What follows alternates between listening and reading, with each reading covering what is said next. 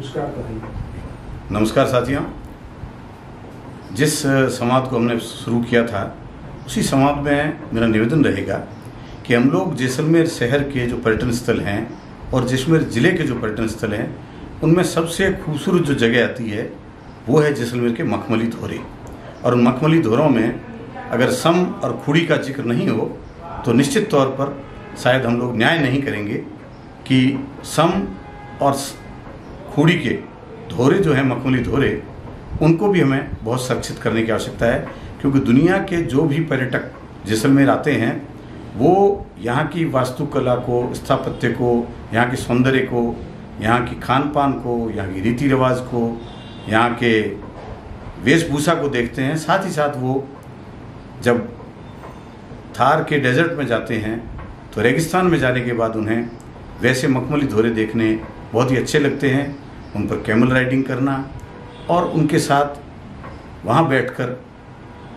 हमारी यहाँ की एक लोक संस्कृति है, यहाँ का लोक संगीत है, लोक धुनें हैं, लोक गीत है, लोक नृत्य हैं, उन्हें सुनते हैं और उन्हें अपने जहन में किसी वीडियो की तरह उतार लेते हैं।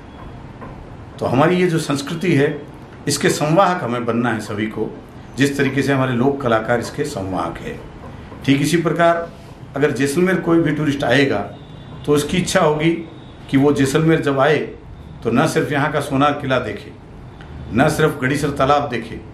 न सिर्फ पटवा हवेली, सालम सिंह हवेली या नथमल हवेली देखे, साथ ही साथ जैसलमेर के चारों दिशाओं में जो अलग अलग हमारी धरोहर है वो सबको देखे और उनमें जैसलमेर के पालीवाल ब्राह्मणों के द्वारा बसाए गए वो जो गांव जो आज निर्जन हैं लेकिन सुंदर स्थापत्य का नमूना है, उनमें से विशेष रूप से कुलधरा, खाबा, खाबिया, खाबा फोर्ट और उसके साथ साथ अलग अलग गांवों में अलग अलग छतरियाँ, अलग अलग तालाब, बेरियाँ, कुएं, बावड़ी और खड़ीन जो हैं वो देखने योग्य है। उन पालीवाल ब्राह्मणों द्वारा बनाए गए जो खड़ीन हैं वो निश्चित तौर पर ये इंगित करते हैं कि जैसलमेर के पुराने जो लोग थे वो जल संरक्षण, जल संवर्धन और पानी की महत्ता को कितना समझते थे और किस तरह सबसे कम बारिश होने वाले क्षेत्र में भी पानी को संरक्षित करके उससे खेती करना, अनाज उत्पादन करना और अपने पशुपालक के साथ साथ अपना व्यवसाय करते थे। ये अपने आप में शानदार धरोहर है। जैसलमेर की जब बात करूं और दो चीज़ों का जिक्र करना बहुत ज़रूरी है। एक है हम सभी के लोक देवता बाबा रामदेव जी की धरती रामदेवरा और माँ तनोट राय की धरती तनोट राय मंदिर, घंटियाली राय मंदिर जो सीमा में बसा हुआ है और पाकिस्तानी सीमा पर बसे इस मंदिर ने कई चमत्कार दिखाए हैं। निश्चित तौर पर कह सकते हैं कि जैसलमेर आने वाला प्रत्येक पर्यटक रामदेवरा भी आता है और तन्नोट भी आता है। साथ ही साथ वो जैसलमेर के कई ऐसे क्षेत्रों से होकर गुजरता था पहले जब यहाँ कैमल सफारी होती थी या जिप सफारी होती थी। 3 दिन 3 रातों का वो टूर हुआ करता था, पैकेज हुआ करता था और जैसलमेर शहर से विदेशी पर्यटक ऊँटों पर सवार होकर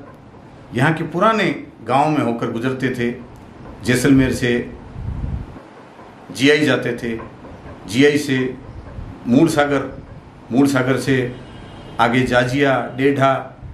दामोदरा होते हुए सम जाते थे। ठीक इसी प्रकार जैसलमेर की धरती पर चारों ओर एक से एक सुंदर स्थापत्य का नमूना है, क्योंकि जैसलमेर एक ऐसा जिला है जहाँ न सिर्फ धोरे हैं वरन प्लेन मैदानी इलाके भी हैं, पठारी इलाके भी हैं और कई ऐसे साक्ष्य हैं जो आदि काल में यहाँ समुद्र होने का भी निशानी देते हैं। इसमें आकलवुड फॉसिल पार्क जो है वो अपने आप में बहुत ही सुंदर स्थान है। जैसलमेर जो भी पर्यटक आए वो हम सभी का मेहमान होता है और उस मेहमान की मेहमान नवाजी करना हमारी जिम्मेदारी है। हम उसे अच्छा भोजन दें, साफ़ सुथरा भोजन दें,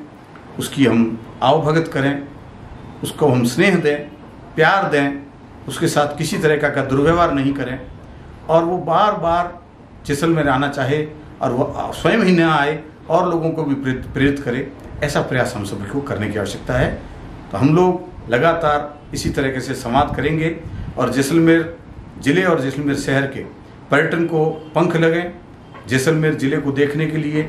अधिक से अधिक देशी विदेशी सैलानी आएँ और अच्छी स्मृतियाँ लेकर यहाँ से जाएँ। यहाँ से जाने के बाद कुछ भी बुरा संदेश लेकर न जाएं, वो यहाँ की इतनी प्रशंसा करें कि अपने साथ साथ वो हजारों और लोगों को आकर्षित करें जैसलमेर की तरफ, ताकि वो यहाँ आए और यहाँ के स्नेहिल व्यवहार, बहुत ही सद्भावना और प्रेम पूर्वक किए गए आपके स्वागत आतिथ्य को स्वीकार करते हुए और लोगों को भी प्रेरित करें कि वो जैसलमेर की ओर आएँ और जैसलमेर आकर जैसलमेर के पर्यटन को बढ़ावा दें, निखारें, यहाँ आकर वो जैसलमेर को देखें और अपनी मधुर स्मृतियाँ लेकर अपने घर लौटें। धन्यवाद। जय हिंद।